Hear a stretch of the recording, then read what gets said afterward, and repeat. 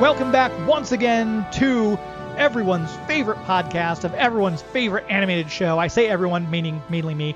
Justice League Revisited, where we cover the episodes of Justice League and Justice League Unlimited and get into the deep dive. It's like the companion piece, what the DVD commentary should be if they just had more time.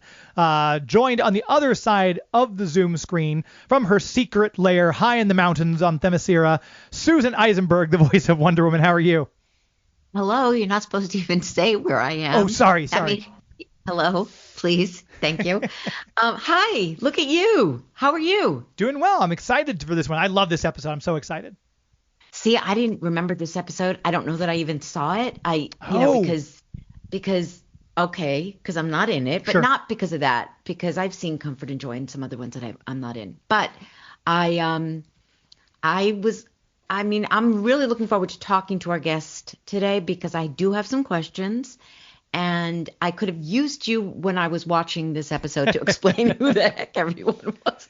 I mean, I'm like, this is a hard season for me. I don't know anybody. That's all right. You're like the new kid at school, and you don't know anybody. I don't know anybody, and I'm a little lost through most of it. But, thankfully we have the wikis, and they help me figure out what's happening. I have a lot of questions. That's all right. We'll get those questions answered because we get some returning faces that we haven't seen for a while, and we get some new faces as well. We'll get into the cast list shortly with our guest. We are covering this time Task Force X, story by Dwayne McDuffie, teleplay by Darwin Cook, and directed by Joaquim dos Santos. And of course, our guest today is going to have a lot of insights. You might be like, well, he's not one of the writers. Au contraire, we'll find out a little bit more later on. And he's back again because he's got a lot of knowledge and a lot of info. He was the man in the room. Stan Berkowitz is joining us for this one. I'm very excited.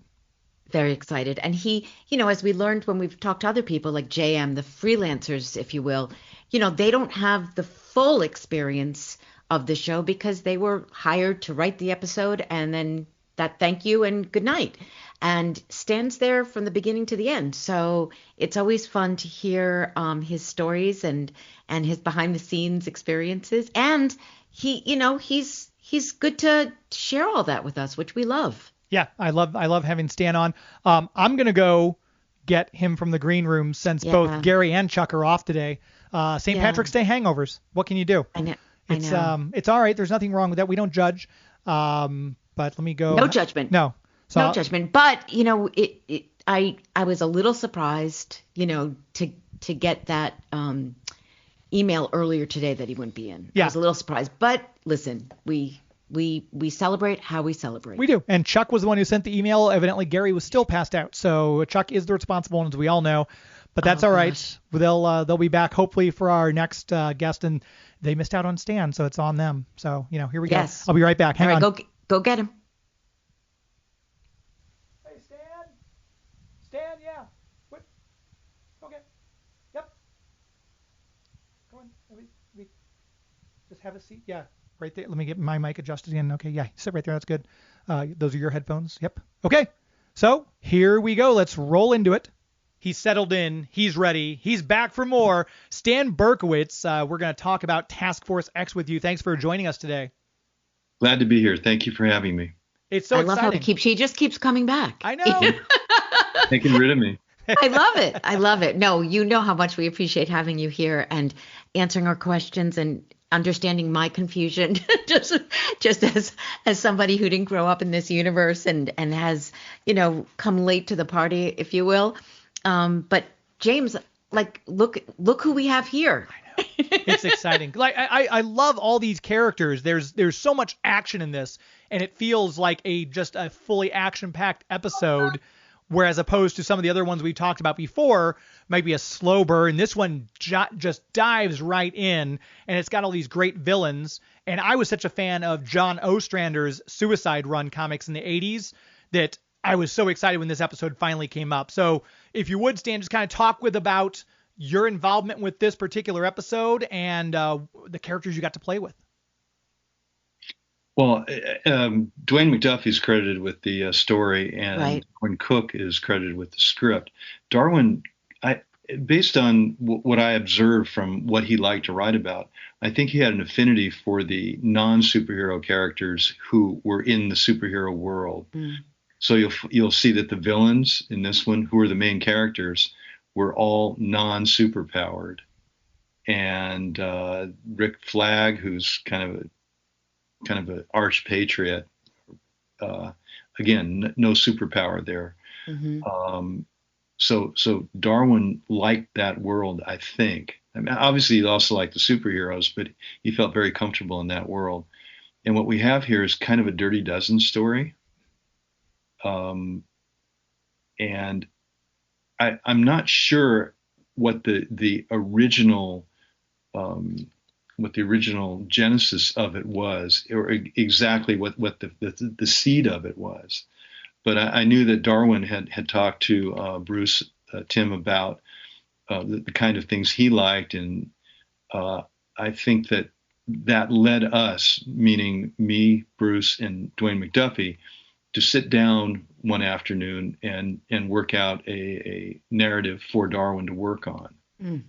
And our normal process was that Dwayne and I would sit down with Bruce about once a week, and the three of us would work out a rough idea of what the story would be. And then either Dwayne or I would then go back to the office and work out a much more detailed outline. And once we had that, we would give it to the writer of the script. And, last time we talked, it was Bob Goodman. This time it was Darwin Cook. So that went fairly smoothly, as I recall. Again, the story, a kind of a Dirty Dozen thing, focusing on the bad guys, which was unusual, and putting them in jeopardy. Again, an unusual aspect of this.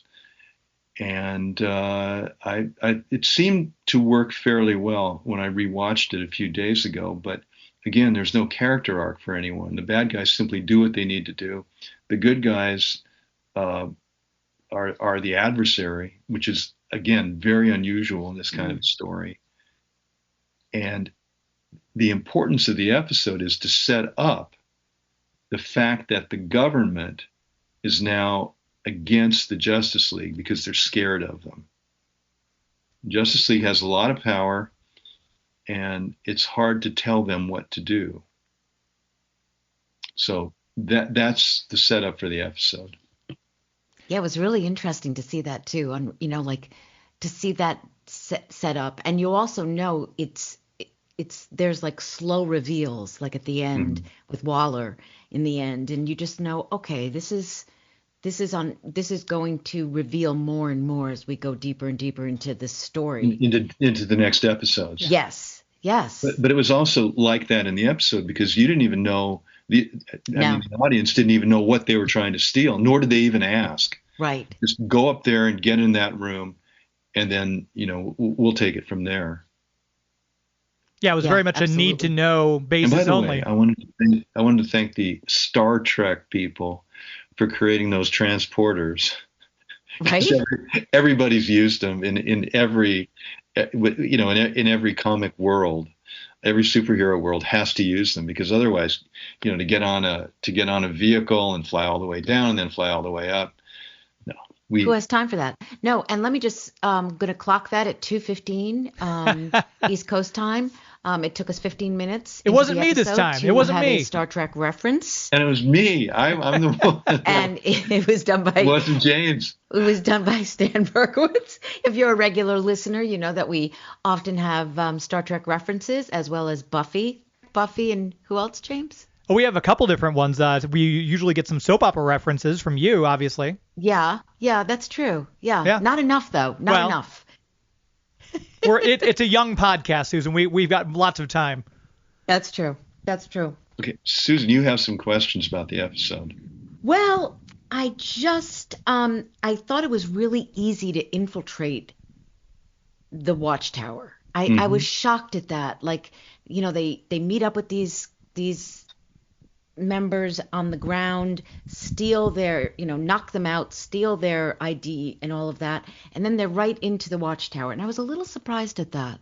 The idea is there was so much going on inside the tower and the bad guys weren't wearing their familiar costumes. That's the only argument we can make for that. And how much thought goes into how many members of the League and which members of the League are going to be in this episode? A lot. Okay, so can we talk about that? That's all planned at the outline stage. Okay. And again, the idea was that they were in a weakened state. So once again, the three main people, Batman, Superman, and Wonder Woman, are not in it. Right. Although, to call the Martian Manhunter the weakest, I mean, he's probably the least well-liked superhero of the group. Tegan, where are you? Hi. Oh, who you got over there? They're recording now. Happy summer. Hi. Where are you? Right now I'm in Florida and James is in St. Louis. Oh my goodness. Okay, Yeah. Have fun. Bye. Thank you. Okay. Have a good lunch. I think we need to start making Tegan cameos a thing every time we have you on, Stan. That's the second one. I think you should pop in and say hello to the audience. I love it. Yeah, She's actually going to be doing some of the conventions with me in a couple nice. months. I was going into to that at the ask. end, some personal appearance stuff. Yeah. Oh, good. I was going to ask if she joins you, because it's fun. Well, she did once in San Francisco, and now we've got Anaheim and then something in Burbank coming up. Nice. Very cool. All right. So the other thing it wasn't so much a question as a comment. I just watched Bullet last night. We revisited Bullet with Steve McQueen, and the music, it's heisty and the music cues. Yes. The music in this really, it just felt very heisty, and I just loved the cues in this. I just thought the music cues were fantastic. Did either of you hear a little tiny bit of Mission Impossible? Yes. Yeah. But like a little, like it would just had that do. Yeah. I caught that too. It was wonderful. Was Bullet Lalo Schifrin? Yes. Yeah. Yeah. So And it's like Lalo Schifrin is also Mission Impossible. right. That's right. And pretty much everything in the late 60s to the early 70s. Late 70s. Yeah. No, it just reminded me. It had that Quincy Jones vibe, Yeah. and I just couldn't get enough of it. And Michael Rosenbaum, can I just like he sounds so much like Michael. Oh wait, it is Michael. It is. Yeah, we had several people pulling double duty on this one, obviously. We'll go through the cast real quick since it's at that point. Obviously, Michael Rosenbaum doing not only Deadshot, but Vigilante. I guess Nathan Fillion was not available for this one. Juliet Lando also doing double duty as that little cameo from Tala at the end, but also as Plastique. We had Donald Gibson as Captain Boomerang, CCH Pounder, of course. Wait. You know who Donald Gibson is? No. Last name familiar? Accent familiar? Yeah, Mel Gibson, I'm assuming. Yeah. Oh, Mel Gibson's brother. Oh, I had no idea. Okay. Mel Gibson's from a large family, a lot of siblings. Oh, Oh, wow. all right. Wow. Okay. The voice is real similar to his. The physical appearance isn't, but the voice is very similar. Huh. See, I should next time I'll do a deeper dive on exactly, because sometimes I'll recognize immediately, like we mentioned Artie Johnson as Vermin Wunderbar a couple episodes ago. I was like, oh, of course, that's who that is. Adam Baldwin was Rick Flag. We had Alan, is it Rackens as Clock King? I think it's pronounced Rations. Rations? He's a big deal on LA Law a few years ago. Okay. Yes. Obviously, Phil as Green Lantern, Carl as Jean Jones, and Chris Cox also doing double duty as Captain Atom and Shining Knight in this one. So a small cast for the amount of characters we see. Right. I mean, we didn't have that much money. But it is so fun when people just walk by, in the frame. You see like characters just walk by and in and out of the frame, and it's like, oh, it's that, that is fun, and it must have been fun for the people watching at home. Yeah, for sure. Yeah, it definitely was. We saw Gypsy come by the corridor. Atom Smasher's in it, though he never speaks. But there were several characters we had to see, and it's always fun to see them. Ever since I'm watching The Rookie now, we're kind of catching up on that show. And every time I hear Nathan Fillion's voice, I'm like, oh, it's Vigilante. And I know people are very excited about the Firefly reunion that they're now going to be doing. Yes. So maybe that's I'll have to ask him about Vigilante next time I see him, because that's one of my favorite characters. But yeah, it's an incredible cast, and it's all doing a lot of, like I said, a lot of double duty on this one. Yeah, it was a giant cast. I mean, the idea is to set up a handful of miscreants against a very much larger group, so you do feel sympathy for them. And that's one of the things I love, I wouldn't say love, but I like the idea of kind of rooting for the bad guy, because we have that kind of with Ocean's 11, the Mel Gibson movie Payback, where he's not a good guy, but we're kind of rooting for him to go against the syndicate and everything like that. But there is an element of that where we kind of, I don't like seeing Shining Knight and Vigilante get their butts handed to them, but at the same time, you're kind of like, oh, they have to make it. And I'm like, wait a minute, I'm rooting for the bad guys here. That's kind of the whole premise of the Suicide Squad in the comic books, though. Well, these are bad people, but it could be argued that they're working for our government. Right. So there's kind of a gray, the morality is kind of gray. Yeah. I think. And I like that aspect of it. And I read somewhere that you weren't allowed to use suicide in the title because it was a children's show and they didn't want the suicide. So is there any truth to that? I don't remember.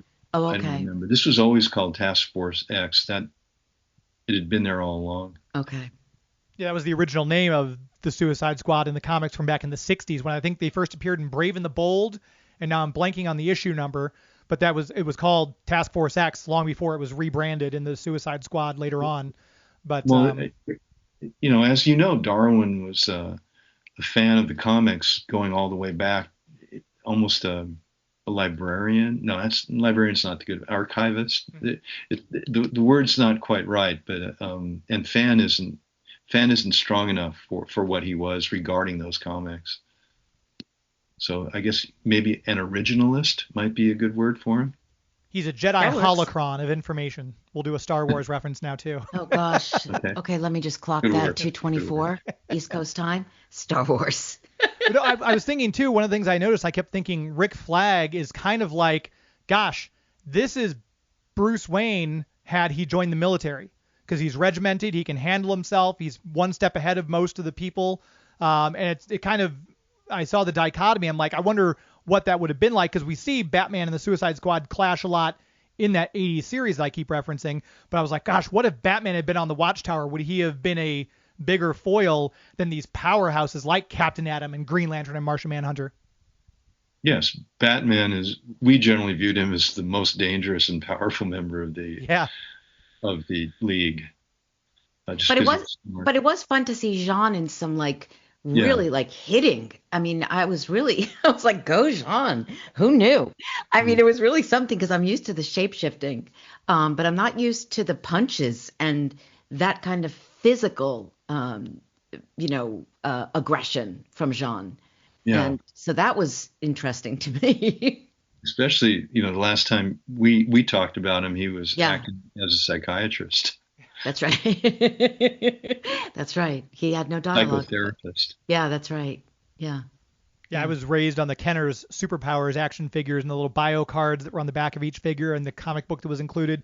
And it's made clear Martian Manhunter is basically Superman with telepathy and shape-shifting abilities, because he's got similar strength. He's got, Martian vision, flight, the intangibility. I love that aspect of it, because that's something we see in the Avengers from the character The Vision, how Martian Manhunter reaches into Floyd's chest and stops his heart from it as he phases into his chest and drops him. That's something The Vision would often do to villains. He'd phase part of himself into them, disrupt their brain, and that's kind of cool to see that. This was such a, I don't want to say dark episode, but it was a very strong episode as far as showcasing what some of these people can actually do. Yes, exactly. And the villains were, they're only humans, so the odds are against them, and yet they managed to achieve their goal with only one death. Yeah. And you mentioned the character arc, the story in this, and you don't really know, it's not like there's one person, one of these characters has a motivation and we're all following that. It's like they are being ordered to do this. Yeah. There's no character arc. Right. And so how did that feel? Like when you're revisiting it and you're watching it again, what are your thoughts on that? It missed, there's no character arc. It missed it. When in the Dirty Dozen, the character arc was that they were all miscreants. They all hated each other, never got along. And by the end, they learned to work together and to make sacrifices for the greater good. So that's an arc that a whole group had together. With this one, there isn't that arc. This is designed to set up to act as a preface to a much longer arc that's going to last several episodes. So it just feels like there's something missing. And a lot of times you'll be at one of those story meetings, and you think the story works fine, and then maybe even after the episode is finished, you go, you know what? There is no character arc there. It doesn't feel satisfying. It just feels like a preface or an introduction to more stories that will come later. And that is what Task Force X felt like in rewatching it. Mm-hmm. Was it 25 years later? Yeah. Not quite. Yeah, well, 21 years ago. A little coming up on it because it was it first aired on May the 21st of 2005. This is the 4th episode of season 2, 17th of Justice League Unlimited in its run. But I didn't mind the fact that there wasn't a character arc because I'm curious if Susan has the same reaction because I knew these characters. We'd seen Deadshot show up before in The Enemy Below with Aquaman made his first appearance. We've seen, other than Plastique, we kind of have known all these people, and especially if you're a comic book reader, you already know them. So that didn't bug me as much. I liked the action. I liked that this was obviously a stepping stone. You needed this to set up what was going to come next, as you said, Stan. So I'm curious, Susan, did that lack of character arc for any of these people bug you overall as you watched it? I don't know that I would have been consciously thinking, like, where's the character arc in this as I was watching it, but I was I was in my naturally confused state of who are these people and where the heck is Wonder Woman and Superman and Batman? I think this is the 4th episode of the season, right? And so we've skipped, and I think I haven't been in a single episode, nor has George. Has Superman been in? The one we haven't recorded yet for Doomsday Sanction. Right. You're all in that one. Right, exactly. So I'm in the 3rd one, but not in this is the 4th, right? Because we're a little bit out of sequence here.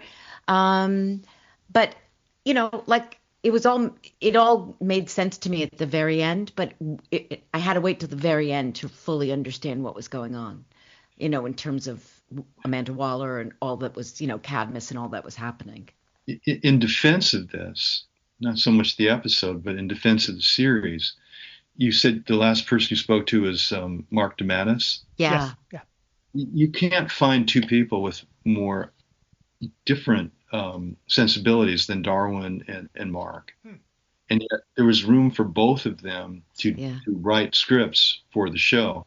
And I like and Bob Goodman, another guy who is different from both of them. And yet there was room for all three of those people. That makes me smile because, hearing JM talk about his experience on the show, it was just glorious. He just so deeply appreciated being a part of the show and having the opportunity to jump in and, get these gems of, he gives so much credit to the outline that he was given. And then that was Dwayne's outline, right? Yeah. For the last one, yeah. Yeah, it was Dwayne's outline. And, and just getting to go and then, make it come to life. And he just, so hearing you say that about choosing these writers. They're two very different sensibilities. Darwin, badass He-Man kind of stuff. And it's a spiritual guy. Yeah, very, very, very spiritual. And yet there's room for both there was room for both sensibilities. Yeah, absolutely. I guess that was the whole point of doing Justice League Unlimited, where you could do stories that stood by themselves and that were different, were radically different from each other. For sure, absolutely. Real quick, I want to go to some of the questions we got.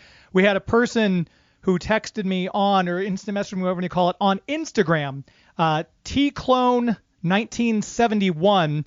I enjoyed your recent podcast episode based on Hawk and Dove.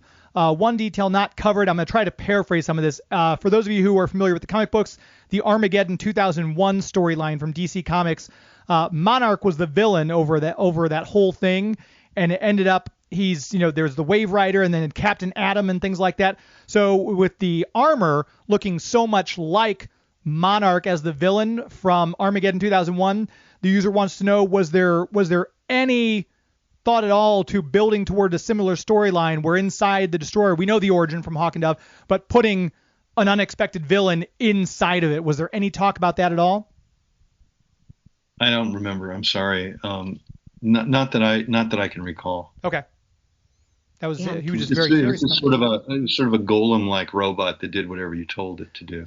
Right. Yeah. He said the reason they made Wave Rider action figures so early on was in the series that Hasbro is putting out was because they thought they were going to use him as a larger role, and they just I guess he kind of wanted to find out if you remember anything about Wave Rider being a larger part of the series as well.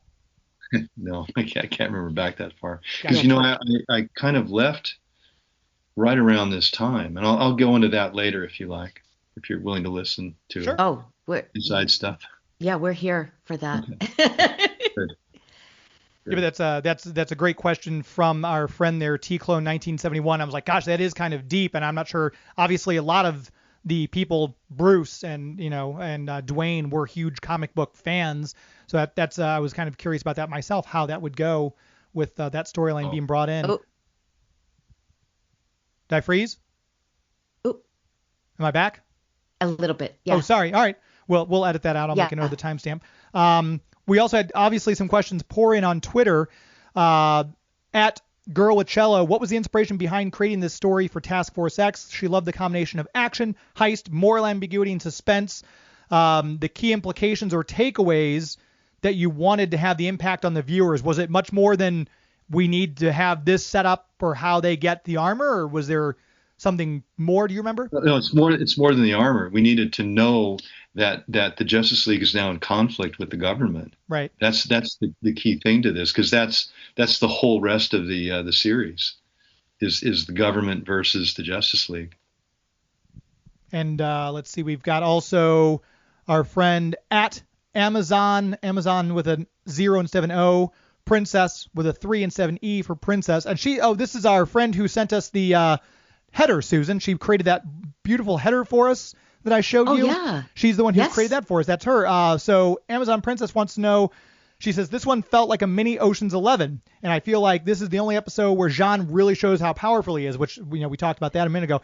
My question is, how would the Annihilator fit into the bigger Cadmus project had Faust not taken it over in the very next episode? Spoilers. But yeah, was there any thought to, other than using it for a vessel for Faust to take over, or was there any thought to we could use this against the Justice League later on?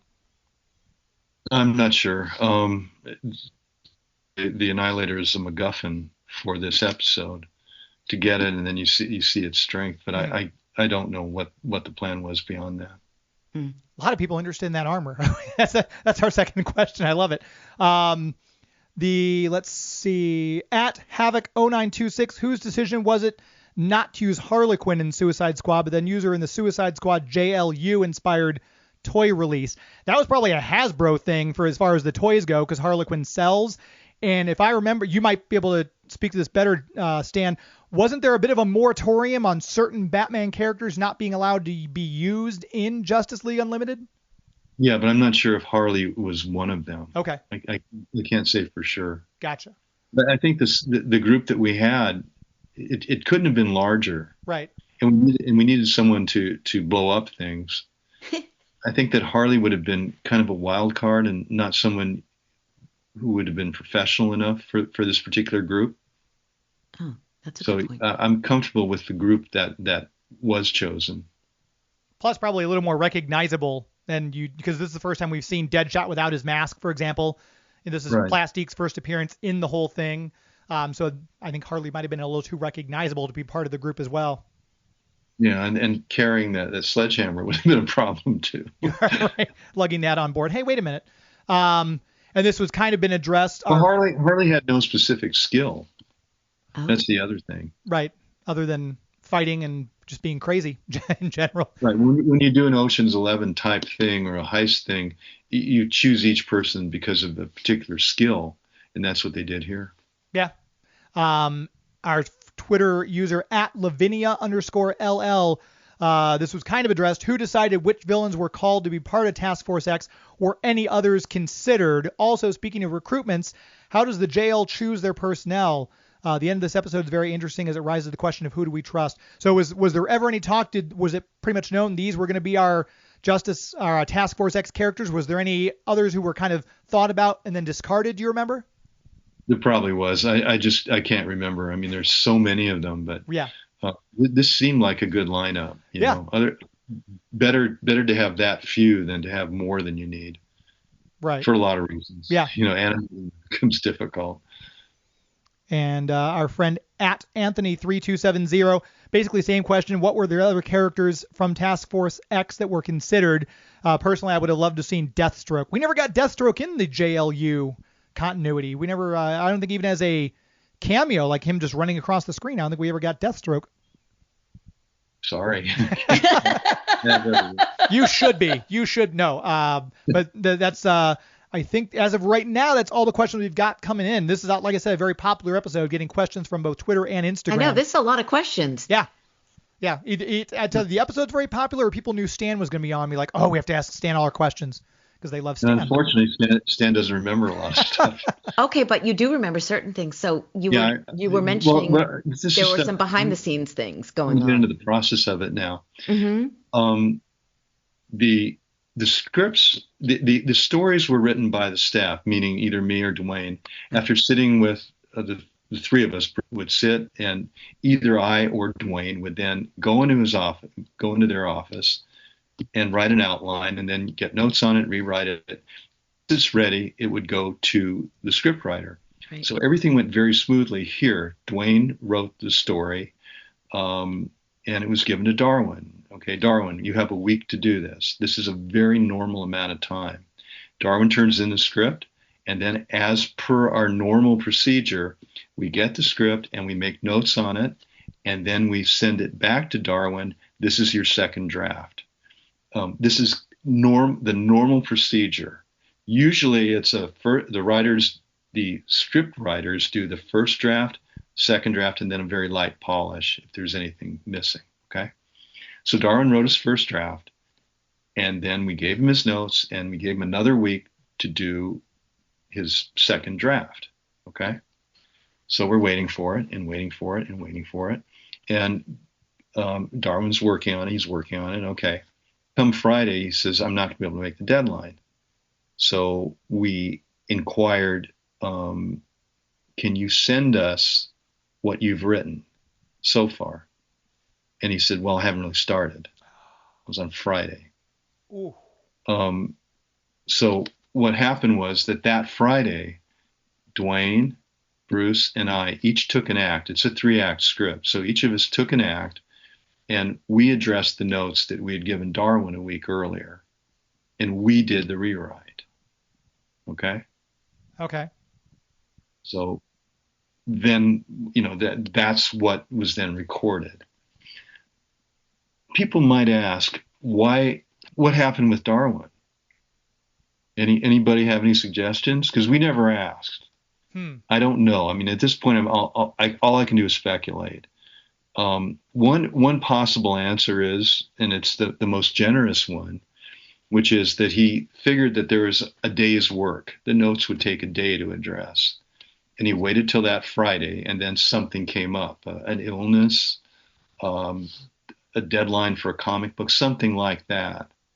That's the most generous explanation, because when you're not expecting it and you have to sit down on a Friday, maybe you wanted to leave early, and instead, you've got to knit this thing together that you hadn't planned on doing, and which was really the freelancer's job. You're not happy about it. Studio's not happy. Nobody's happy. But we did it. Another possibility, and this is the least flattering one, is that Darwin thought after doing the first draft that it was fine the way it was, and that if he made us wait as long as possible, we wouldn't be able to rewrite it. Huh. that we'd be stuck having to do his first draft because that's the draft he preferred, and maybe he didn't like our notes. Huh. So that's not a very good thing to happen, No. is it? No. You know. But it was never resolved? It was never... We never found out why it happened, but I have some more speculation that might be more realistic in a minute. Okay. So that was a possibility. But so all these possibilities are swirling around in our heads, but the studio finds out, hey, Darwin didn't even do the second draft. It's not a big deal. I mean, the thing got made. We weren't used to doing that much rewriting, but we did it, and it's fine. But here's the possibility that I was thinking of, is that he was doing another project, and that project might have been Justice League New Frontier. Because if you go back and look at the timing, that it had to have been being written right around that time, right? Am I off with my years or let something? Me look, because No, isn't... You're 2000. We're in 2004, right? When this would have been written, I suppose, yes. I thought Justice League New Frontier was a little later than that, though. Let me look it up. Yeah, but it's a huge piece of work. And he worked, so he might have been working on that. Yeah, he would have. Because Justice League New Frontier came out in 2008. Well, it came out in 2008, but sure. And again, it's like I've seen it. It's a thick book of comics. Yeah. So he might have been working on it at that point. No one knows. But here's what happened after that. Okay. So what you said, 2008, 2007? Yeah, 2008 would have been when it came out. So yeah, probably 2007 is when they were doing the majority of the work on it, I guess. Really? You're talking about the comic books, not the DVD. Oh, no, I'm talking about the movie itself. Forget the movie. No, Stan's talking about the comic. Okay, hang on. Let me adjust my search. Yeah, not the Task Force X. The day of where everybody had to rewrite was early, the first half of the year in 2004. That much I know. So when the comic books came out, I can't give you the exact date. Sure. But what I can tell you is this. Right around that time, I quit Warner Brothers Animation to go work for an independent company that was doing a Bible show. One of the things that drew me to it was that the line producer was Gary Kurtz, a Star Wars reference, because he produced the first two Star Wars movies.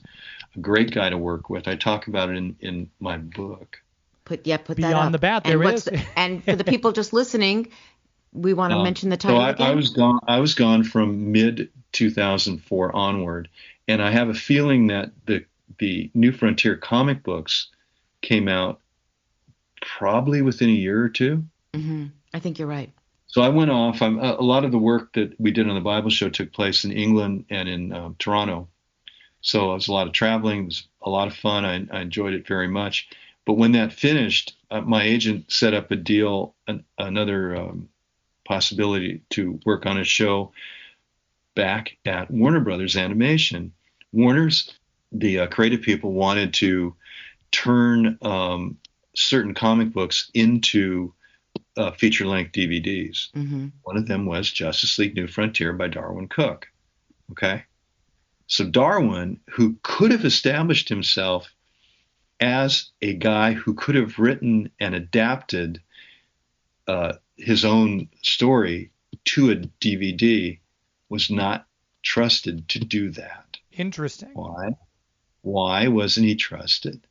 Well, because of what happened back on Task Force X. Huh. They wouldn't have needed me. They could have just handed the whole thing to Darwin and said, here, Darwin, go ahead. You did the comic book. It would be only natural because here you have all this screenplay experience too. You've written a lot of teleplays. Mm-hmm. Go do it, Darwin. Go develop it. But Warner's didn't trust him. So Darwin had a choice to either work with me as a collaborator or come in afterward and make his revisions after I, did the whole script for it. he chose the latter. Again, I have a feeling, I could be wrong about him, but I think he just felt he was smarter and superior to, some TV hack like me. And he just thought, well, you know what? He'll do some stupid outline. He'll do a draft, and then I'll fix everything. What happened was that after he fixed everything, I had to go back and unfix something. Wow.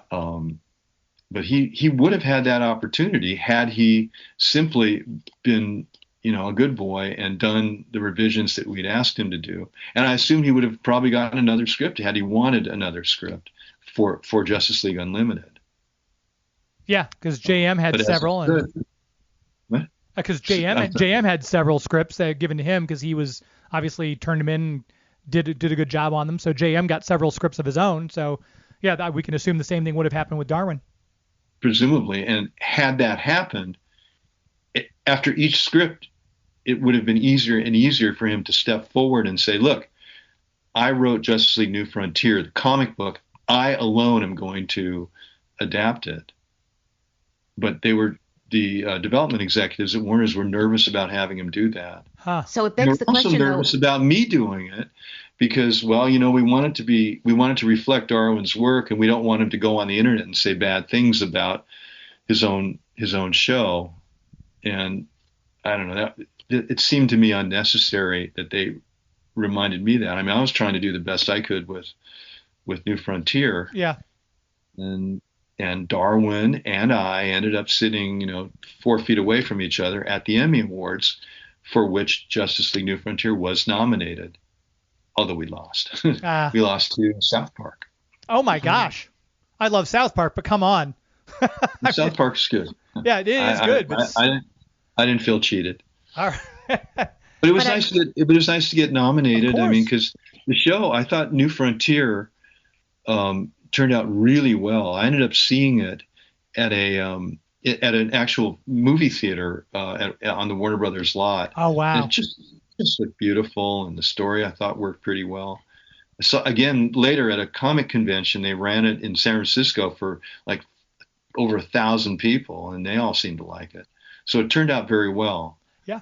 And I think it's what his master work would be New Frontier, I think. Yeah, no, I got the DVD. I love it. And the DVD was certainly respectful to what Darwin did Darwin did in the comic books. Yeah. Well, it begs the question though, how much rewriting would that first draft that he handed in to you and Bruce and Dwayne, how much would that have needed? Were you? I mean, when you think about that first draft that he handed in, was it a mess? No, that was the point. That's what's so mind-blowing. If it had been a mess, we would have said, Darwin, you don't know. Done. Screw it. Right. This was an indication. Hey, we trust you. Yeah. This make the changes. Good so far, but there's some changes we'd like you to make. Yeah, that's interesting. Very routine stuff. I mean, DeMatteis, Bob Goodman, they'll tell you they're very light rewriting. So yes. It was just, we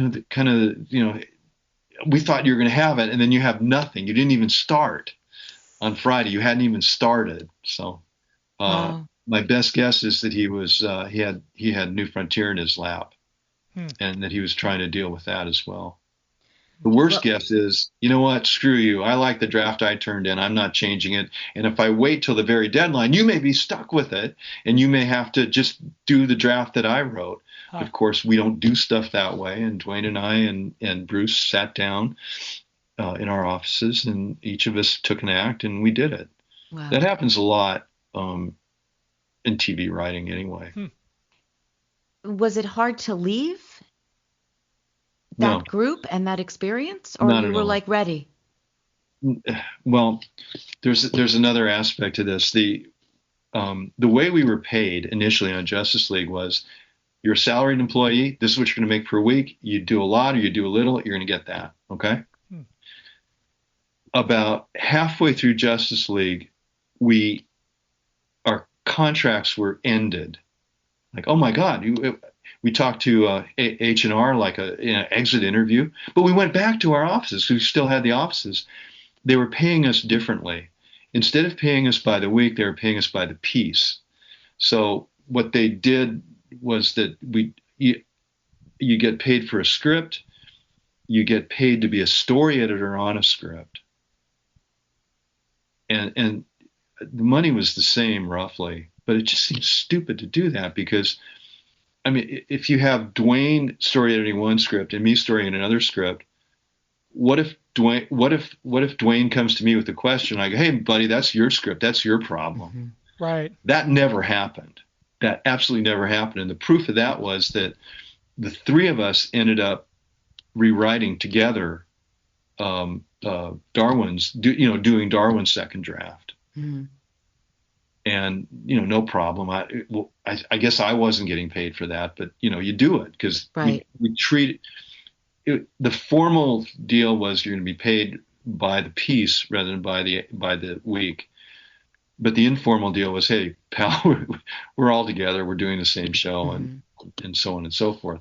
But the new offer had two things that my present job didn't have, which is we're going to pay you by the week, and it's going to be covered by the Writers Guild, not IATSE. Oh. I realized that when a person like me talks about one union being better than another, it's like someone saying, well, my Rolls Royce is okay, but I prefer my Bentley. It's a little bit sportier. Because nobody has a union anymore, or very few people. It's less than 10% in America, I think. So it's a real luxury. But the Writers Guild deal, which Gary Kurtz was kind enough to make, the Writers Guild, it's a better pension, it's a similar health plan, and sometimes you get residuals, and you get treated better. I mean, the writer, it's more designed for writers, whereas the IATSE deal is for everybody. So they don't deal with credit arbitration and other things that affect writers only. So I had that advantage. Also, I got to travel, got to go to London, got to go to Canada. It was nice, and I worked with nice people. And for those reasons, I felt, and also I was going to be in charge. I was the head writer, and I got to hire people. Among those I hired were Dwayne, Alan Burnett, Len Yulee, trying to think who else from that group. Sorry if I've forgotten. Not trying to think who else. That was pretty much it.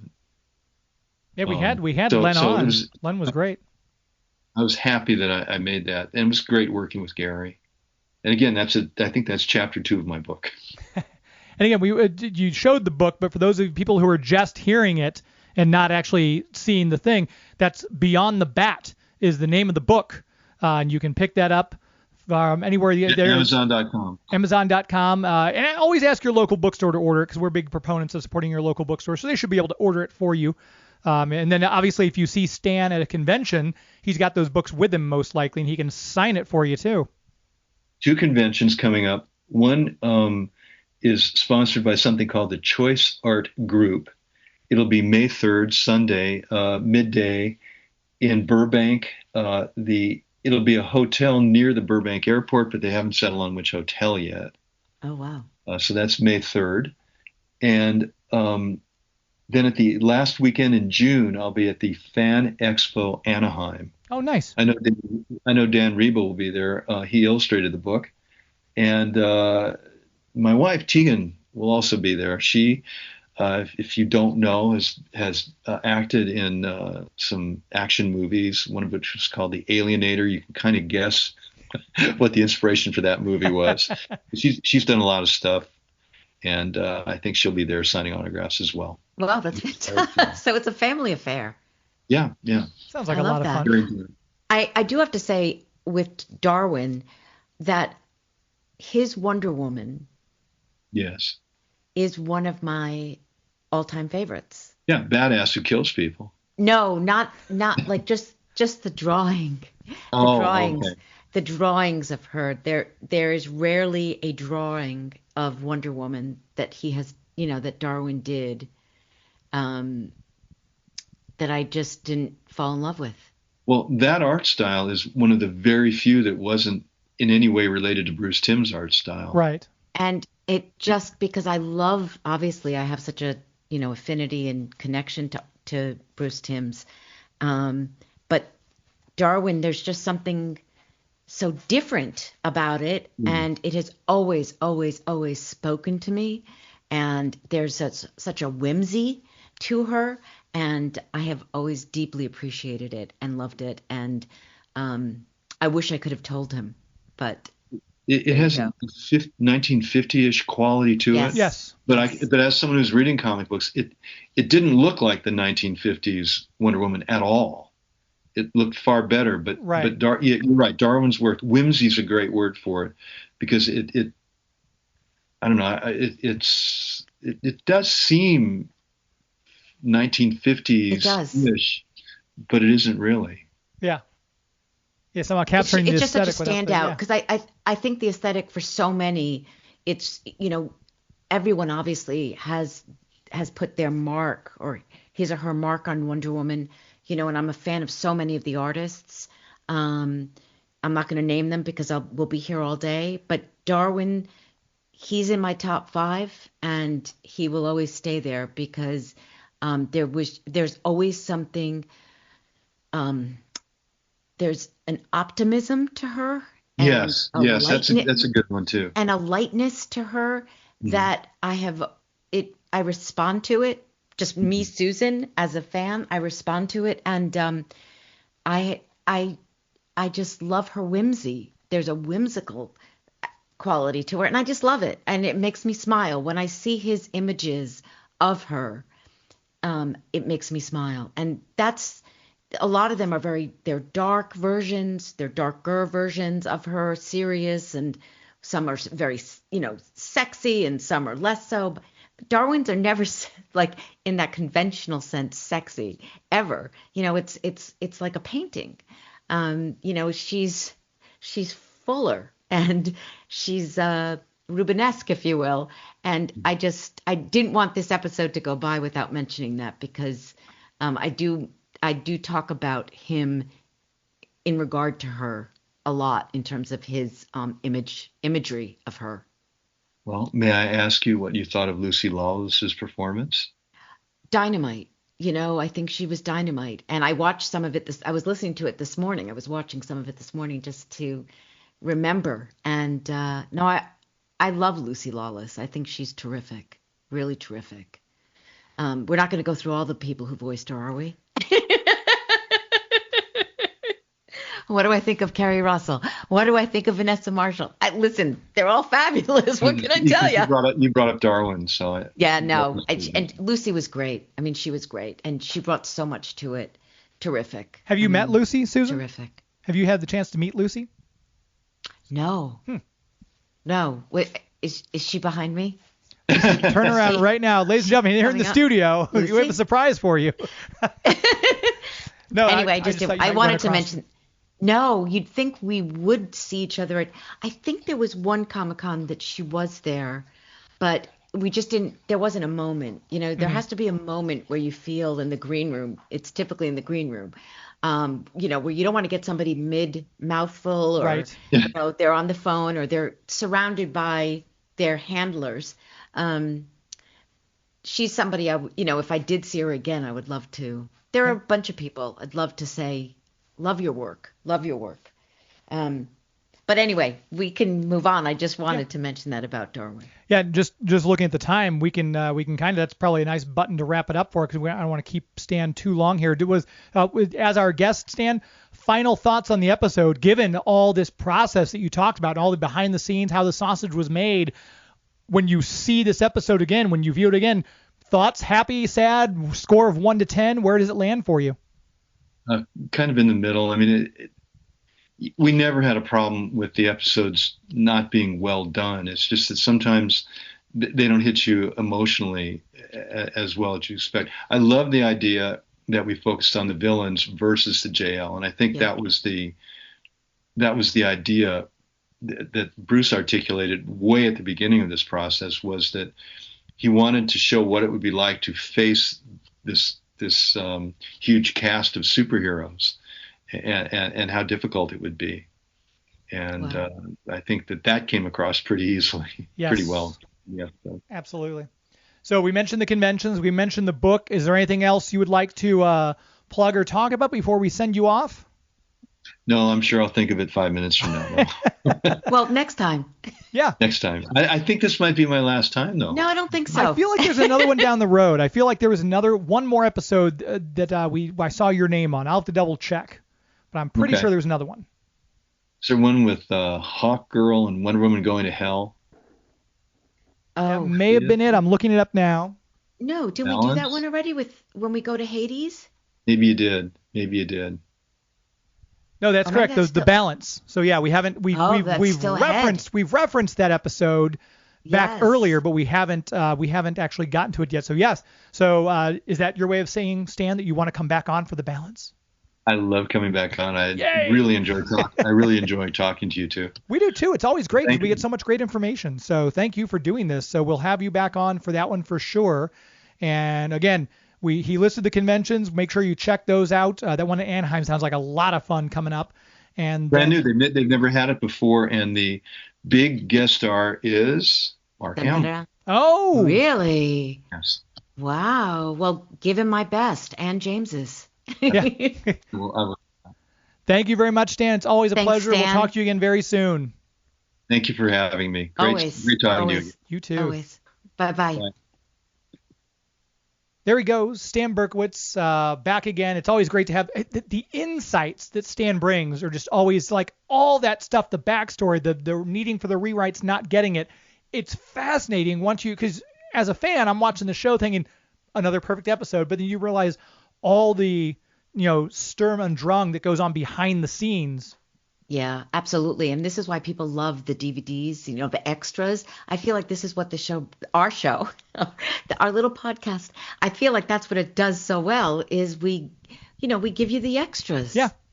Little bit of Look at- DVD look at extras. us. You can pop us on while you're watching the episode. We'd go way over, of course, so you have to keep pausing, and we jump around a lot. So maybe it's not the best idea. Watch the episode, then come listen to our show. That's what I say. And, I do feel badly because I didn't mention how impactful I thought the direction was. There was just because it was like, these bad guys and there was a lot of physicality to this episode. And I just remember a couple of these shots where like people were being thrown against the side of the watchtower and sliding down. And I just, wanted to give a shout out to Joaquin and also the animators who did that and created this, because I meant to mention it and it just slipped out of my head. Yeah. No, it's always something. We mentioned in the intro who was writing and directing and everything like that. But then obviously we know that Stan, Bruce, and Dwayne had to do a lot of the rewrites on the backside of this. Yeah. So Yeah. that's interesting. But yeah, it's always good to get the inside scoop. But I always love, I call it the superhero slide, where someone will get punched and they'll have one hand on the ground, both feet, and they'll slide backwards, and you see dust kind of coming out from under them. That happens with Vixen in the one where she fought Solomon Grundy for the first time. We see it when Superman takes on somebody because they're being pushed back. But I love the superhero slide, which is not a dance, but it should be. I think that's always cool to see.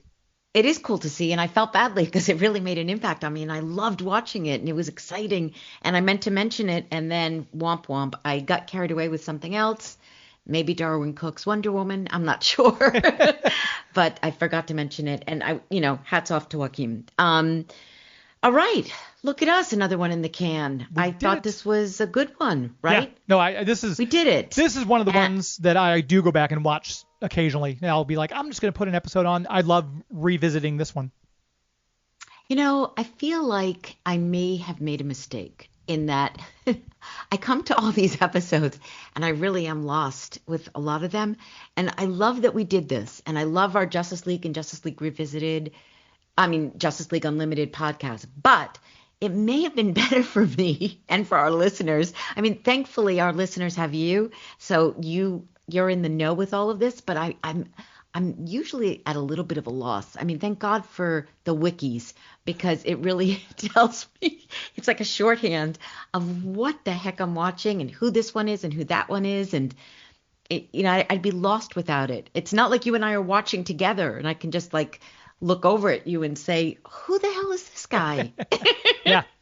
Yeah, that's one of the things that's on my eventual list of Grail comics to get. It's from Batman number 59. Way back in the Golden Age was the first appearance of Deadshot. And that's one of those, I think he's, of all the characters in this episode, he is the oldest one of the villains. Had that comic book date. All right, now you're just showing off. Well, hair toss for those of you who can't see the screen. So I love this episode. I think it's great. I'm glad we revisited this one. And and for I know Stan mentioned some con appearances. This will probably air, I guess, late April. So do you have any in May or June that you're able to discuss yet? I'm thinking.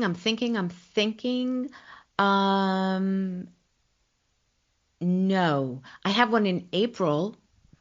Depending on when this airs, you might want to tell everybody just in case. Yeah, so I'll be in Dallas for Dallas Comic-Con in April. I should know the dates, but I don't have them. But it will be on my website, which is SusanEisenbergVoice.com. It's not there yet, but it will be in the next few days. So you can always go there to find out where I'm going to be. And you can always email me too. I'd love to hear the feedback about the podcast. Speaking of which, I did notice that we haven't had a recent review on Apple. Now, maybe people are listening to the podcast on Spotify or some other platform, but we really, really do read the feedback. We appreciate the feedback, and it helps us. So please, if you haven't already, please subscribe to the podcast and leave a review, and also check out our Patreon, because we've got stuff, and we're going to be adding some stuff to that too. Yeah. Stay tuned for that. So what about you?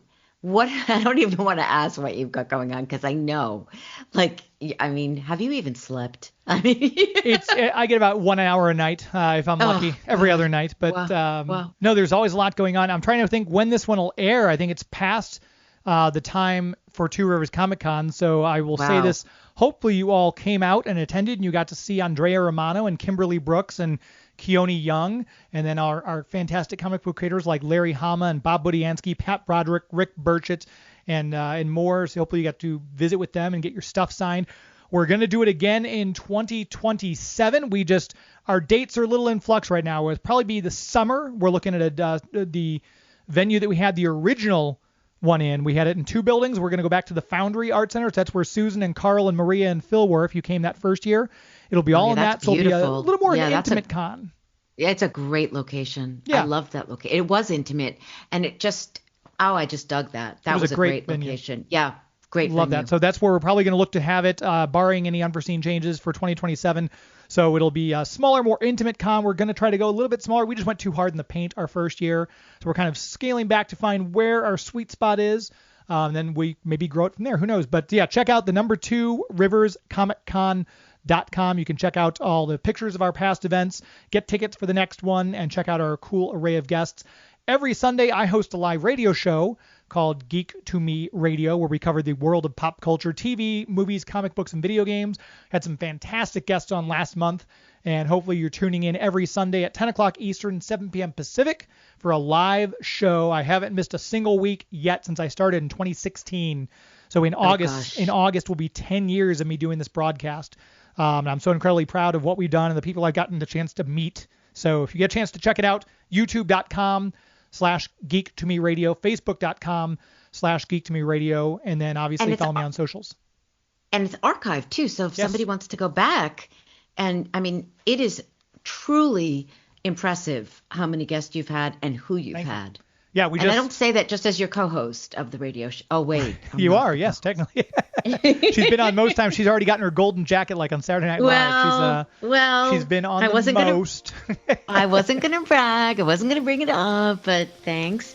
All right, so is that it for us today? It. We're done today. We're out. We're signing off. So listen, kids, please stay tuned because the conversation will continue.